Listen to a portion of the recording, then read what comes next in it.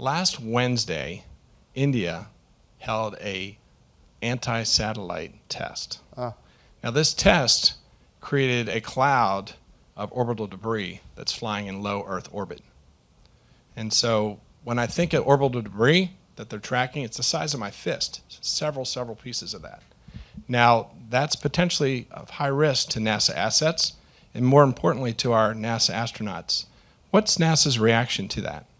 It is absolutely true that intentionally creating orbital debris fields is not compatible with human spaceflight. Here's what we know about the most recent direct ascent anti-satellite test that was done by India. We know that we have identified 400 pieces of orbital debris from that one event. That's what's been identified.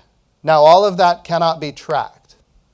What we are tracking right now, objects big enough to track, we're talking about 10 centimeters or bigger. About 60 pieces have been tracked. In other words, they've got a tracking number and we're able to keep up with where they are. Of those 60, we know that 24 of them are going above the apogee of the International Space Station. That is a terrible, terrible thing to create an event that sends debris in an apogee that goes above the International Space Station. And that kind of activity is not compatible with the future of human spaceflight that we need to see have happen. We are charged with commercializing low Earth orbit.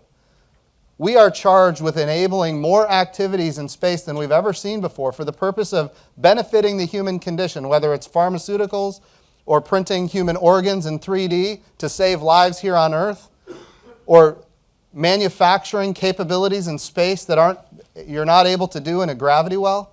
Like, all of those are placed at risk when these kind of events happen. And when one country does it, then other countries feel like they have to do it as well. So, Patrick, I'm with you. I get it. I understand it. It's unacceptable. And NASA needs to be very clear about what its impact to us is.